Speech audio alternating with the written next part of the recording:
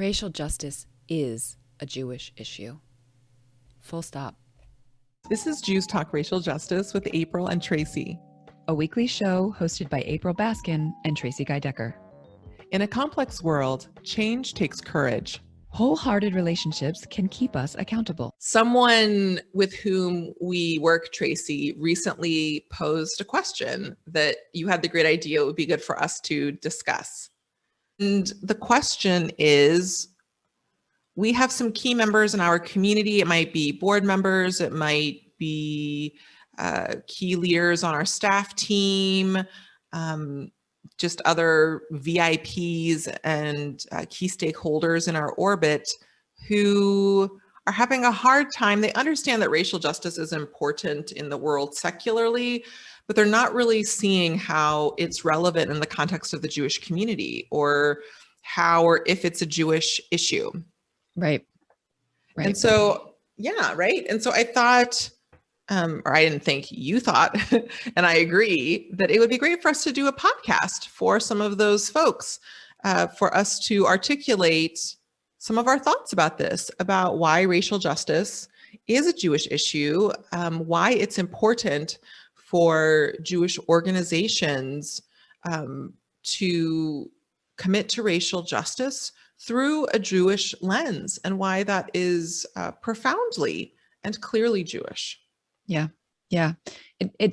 I suggested it because it just feels like it comes up a lot. And I personally have answered the question many times, and I sort of felt like we'd answered it, like we, the collective, we, not you and me, but we, those of us in the Jewish community who care about racial justice. But it keeps coming up, so let's answer it again. This question needs to be answered for organizations and for individuals. Yeah, it's not just leaders of organizations that need to get clear about this. I had a recent experience where there was an argument in my Jewish community about whether and how long we should keep our Black Lives Matter sign up. And, there are those individual Jews who are just Jews in the pews who are like, why is this a Jewish issue? And, to me, it seems pretty clear. I feel like the question has been answered, but obviously it hasn't been answered for enough folks, because it keeps coming up. The question keeps getting asked in slightly different ways with slightly different valences. In our work together, we had someone say, well, how do I convince my board that this is a Jewish issue? And in my sort of private life, it was like, I was trying to convince fellow congregants that it was a Jewish issue. So it happens in lots of different spheres with different specifics around it. But it is a question that, unfortunately, in my view, it is unfortunate that we have to keep answering it. But also, that's why we have this podcast, so that we have a platform on which to answer, so that those who are genuinely asking can get an answer, and those who need to give the answer can have our ideas articulated. But I think one thing that's it's quietly coming up in my mind, that spiritually I'm wanting to share, that I feel like my spirit is kind of nudging me to share, is I'm interested in folks answering, why isn't it a Jewish issue? Like, there's so many reasons for why it's a Jewish issue. I don't understand why it's not. Right. Because the answer is that in the person who's asking, Black their people? mind, right. Because in the person who's asking the question, in their mind, Jews are white. That's the only thing that I can see. Right. And we know, so to get into some of the reasons why it is a Jewish issue, is for a number of reasons. And in the spirit of something Rabbi Leora Kay once said to me, I will honor her words and not I'll start in a particular order and say that racial justice is a Jewish issue because as Jews, we believe in the value of B'Tselem Elohim, that we were all made in the image of the divine. And racism is inherently dehumanizing and treats people as subhuman in a systemic, interpersonal, ideological, like at every level of that, of the scale, most notably systemically and ideologically, treats people of color as less than, right? So that inherently is in violation of this value that we are all created by the image of the divine. Treat your neighbor as yourself. Many people of color are not being treated as Jews, as many Jews are being treated in this country in terms of having access to a variety of governmental supports, access to home loans, access to bank loans, access to equitable health care. That is not something that most people of color have access to. Not to mention that we ourselves are a multiracial people. But I love that, as Rabbi Leora K once said to me, and I was like, I totally agree with you. That shouldn't be the primary reason why. Even if, in fact, which we aren't, we were all not people of color, which is very much not the case, it would still be an important issue for Jews to be thoughtful about. Here's another reason.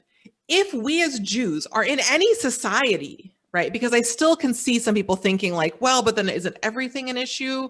Well, in some ways, potentially, but yeah, if we are party to oppression, which as citizens of a society with a variety of systems that are built historically and in the current time depend on the exploitation of people, as Jews, in the spirit of many Jewish values and a number of Jewish laws, we should work to ensure that our living and our lives move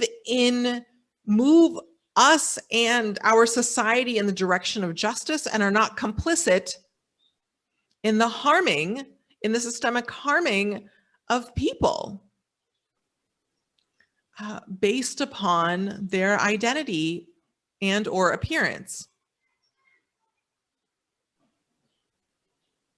Not to mention there are, as I started to say, lots of people of color who are Jews. We are a global people. We started in North Africa and West Asia and have lived and do live all over the globe, as is often cited at times in lackluster ways, but it still is true. In Israel, Palestine, more than 50% of folks there are not of solely European heritage. They are people of the global majority from West Asia and East Africa. So we are an incredibly diverse people. And in the United States, that diversity is increasing. So this is also important for Jewish communal leaders to understand. Not only is this important now, but this is only going to increase in importance as Jews continue to transracially and transnationally adopt, continue to have interracial marriages, as a number of people of color, or also I like to use the phrase people of the global majority, which is a great contradiction to the word minority, which is really not, is an outdated phrase. It's not the worst word to use, but it also often isn't the most accurate nor mindful word to use. So better words to use are people of color or people of the global majority. Because minority also just inherently in the phrasing connotes less power and contributes to oppressive patterns that affect people of color. So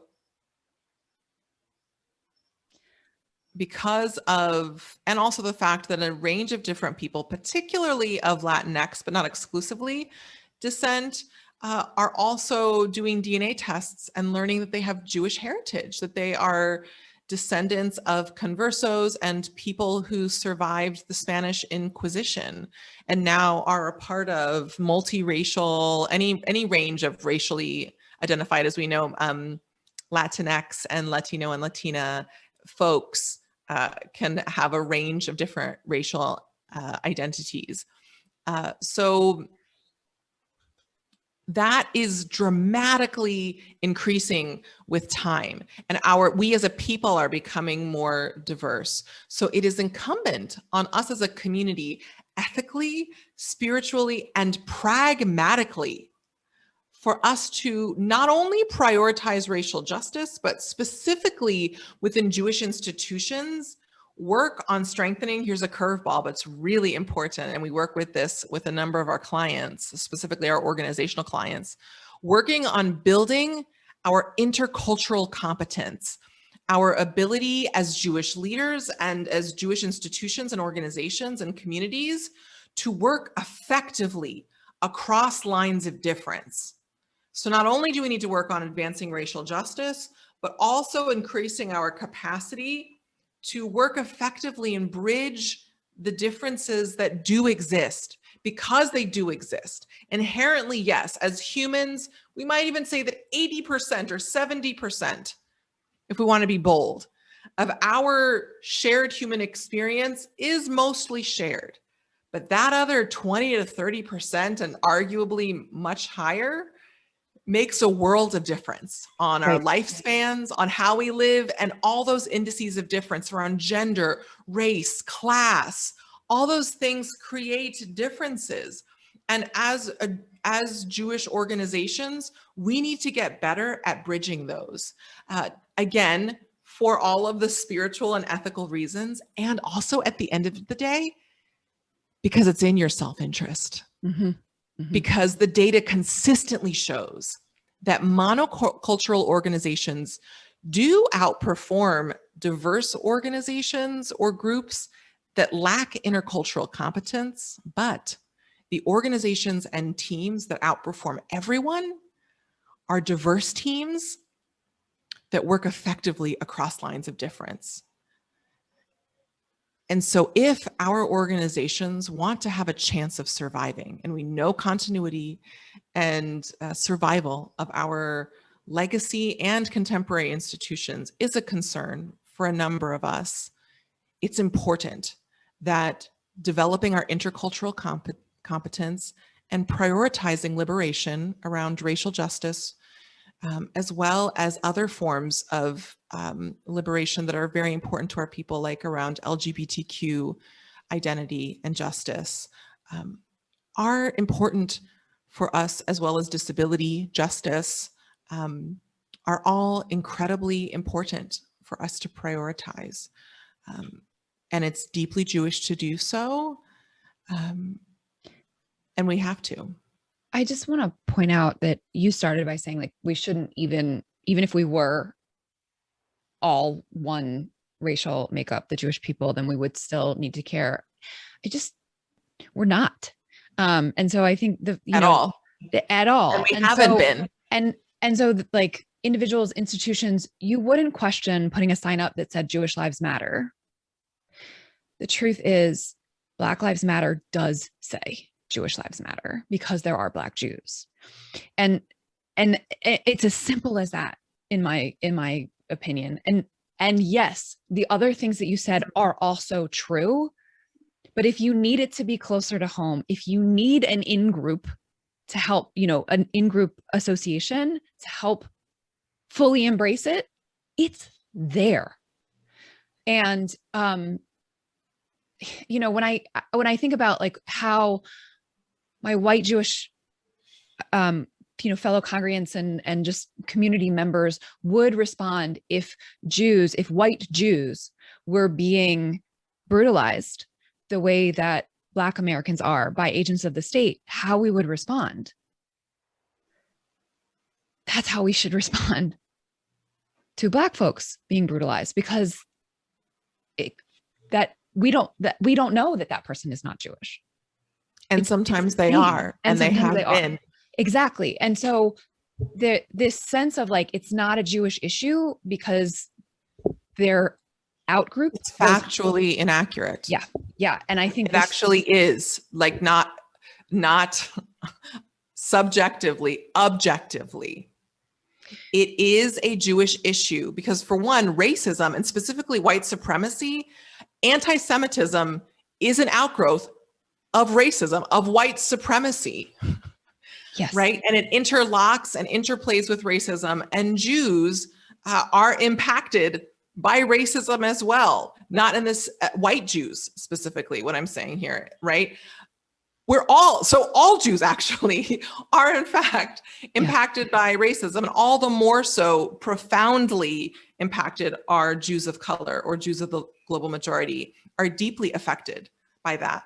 Yeah. And demographers continue to debate this. My personal stance is a number of demographers have outdated data that researchers out of Stanford, and not exclusively Stanford, have stated have some key limitations that undermine the legitimacy of that data, right? But so we're looking at least 11 to 20% of our community right now, and that doesn't even include young people, and there's far more Jews of color, there's a far higher percentage of Jews of color among young people, are people of color. Right. So racism hurts everyone in America, right?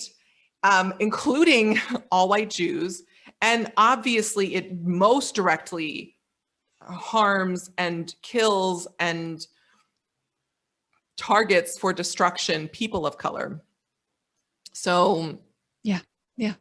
And Jewish issue. We're only 2%, less than 2% of the American population, and Jews are writ large. And we're saying somewhere between 10 and 20% of Jews are of color. And so the numbers argument just doesn't work. It just doesn't, like, when people argue, say that I don't see it's not real. Right. Like, even if the demography, like, if we as Jews expect to be taken seriously and have our needs met as 2%, then like, we can't then turn around and say, well, they're only those Black Jews, those Jews of color are only X percent. Like, no. Mm-mm. Right. And also, as I spoke about in my thesis too, when I wrote my thesis, it might be different now, but the demographics were such that the number of Asian Americans in the United States was around 7%. And, I said similarly, like, no one would say that Asian Americans, or I would hope no one would say that it's an anomaly, or that Asian Americans don't exist. Or don't count. Or don't matter, right? Or don't count, as has been said about Jews of color inappropriately at times. Thanks for tuning in. Our show's theme music was composed by Elliot Hammer. You can find this track and other beats on Instagram at Elliot Hammer. If this episode resonated with you, please share it and subscribe. To join the conversation, visit JewsTalkRacialJustice.com, where you can send us a question or suggestion, access our show notes, and learn more about our team. Take care until next time, and stay humble and keep going.